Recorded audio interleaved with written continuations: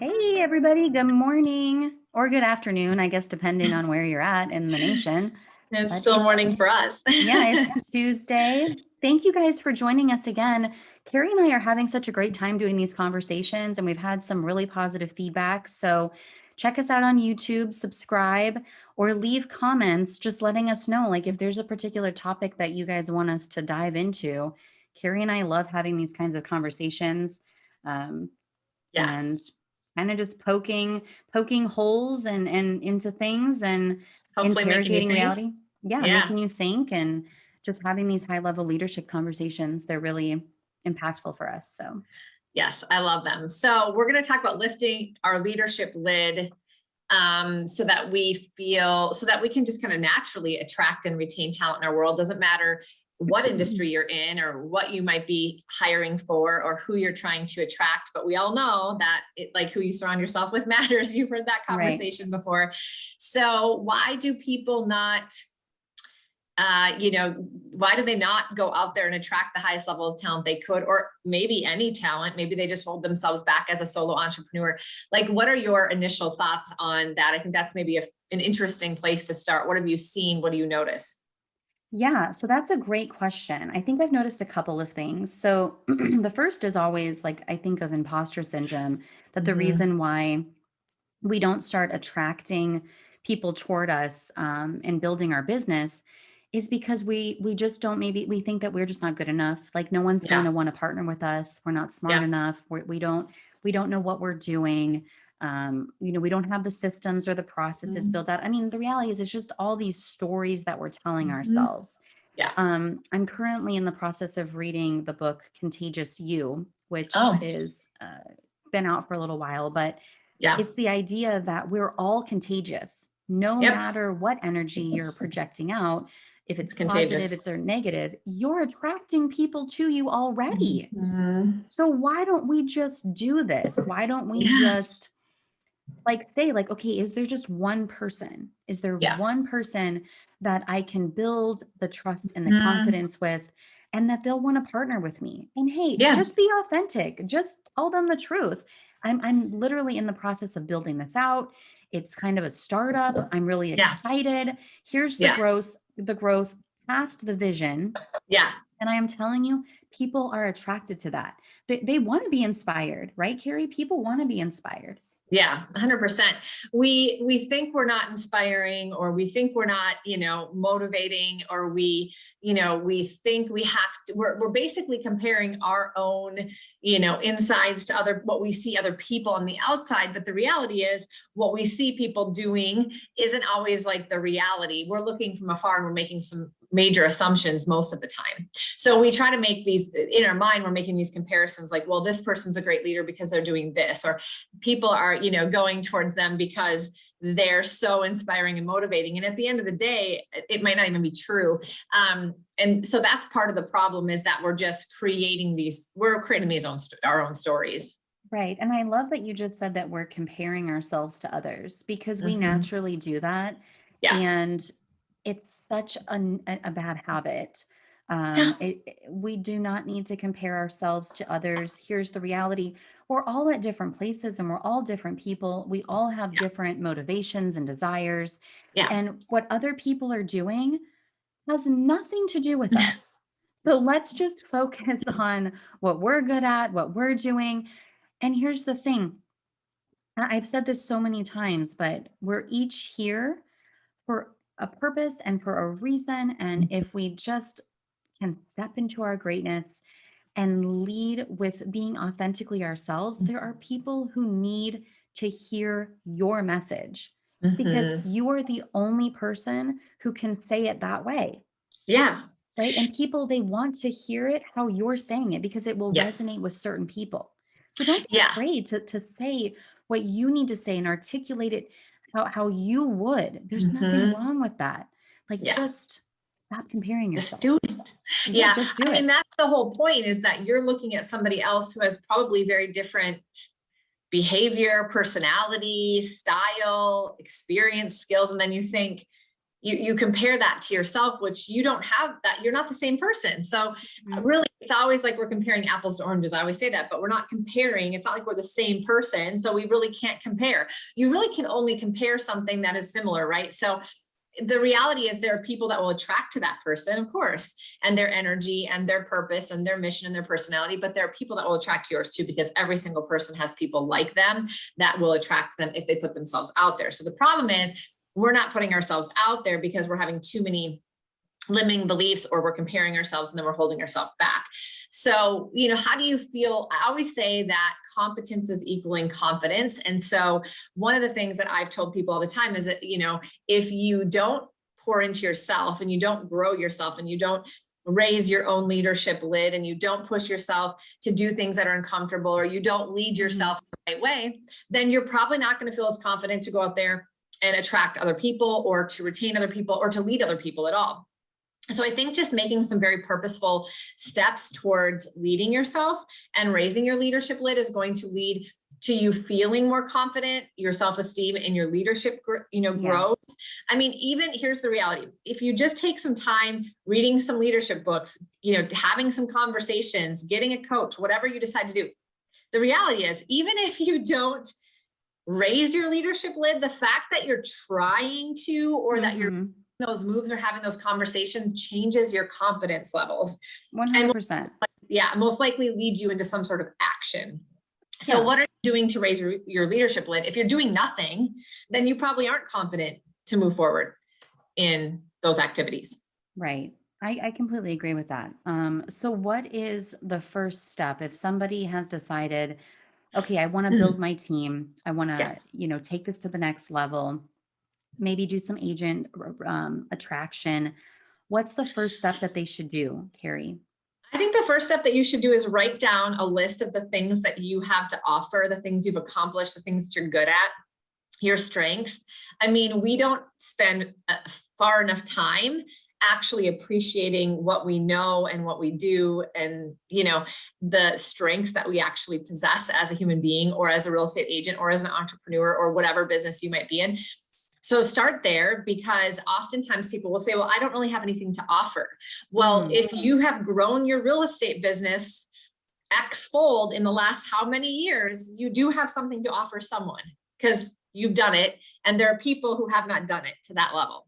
So, if you're super tech savvy, I mean, I talk to people all the time, and you do too, Haley. They have some sort of specific thing that they've done really well in the business that has grown their business, or help their clients, or organize themselves, whatever it is. There's something that you have done well because it's been natural to you and you really took it to that next level that other people have not done and do not know how to do. So you have to identify what those things are. So it's going to feel very awkward to sit there and brag on yourself, but that's the first thing that you should do, is actually brag on yourself and be very let your guard down. There's no ego here. You don't have to read it to anybody else. So just brag to yourself on, okay, I have done these things. Look at your numbers. So often, Haley, people don't even know how much they've grown their business in the last 2 years, 5 years, right? That is so true. Most agents, they just don't even know how many they're closing. They're not following their numbers. So I would recommend, definitely know your numbers. I love that you said, write down what you have to offer. Because I think once we actually write it down and we can start vocalizing this, articulating it, we can start talking about it. And that is what attracts people to us. I think it also leads to confidence, as well, because here you are, you're saying, it's like you are giving yourself permission to say I'm really good at this. And here's the reality check. Most of the time, I mean, for the longest time, Cari, that I never thought I was really good at a lot of the things that I am actually good at. I just assumed that everybody else did that stuff too. And you were like, no, absolutely not. No one else does this. And so then I started saying, I am organized. I am confident. I am knowledgeable. I do know how to do X, Y, and Z. And once you start saying it out loud, I am telling you, it opens up opportunities for you that you would have not had otherwise. Yes. So I love that you said, write down what you have to offer and own it. And Absolutely own it. Be good with it. Yeah. I mean, here's the reality is, most people are thinking about all the things they don't do well. they're fretting over, I'm not good at this. I don't have this system set up. I'm bad at this. This hasn't worked out. But how often do you write down, here's all the things though that we have accomplished in our business, or I have done, or here's my sales, my track record of sales. I mean, here's how I've grown, my database, or nobody talks about that stuff. It's just like we brush that stuff under the rug like it was just supposed to happen.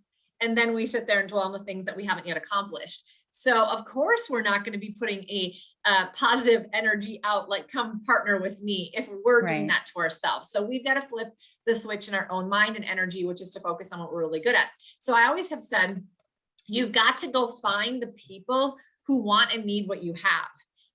It's like, we're again comparing, we think everybody wants and needs the same things. Well, no, they don't. Somebody doesn't give a rip about leads, and somebody, that's the only thing that they want.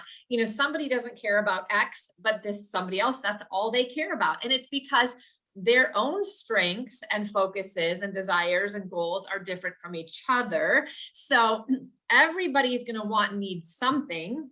Right. Stop trying to be someone you're not and figure out what you already have. Can you make it better? Of course you can.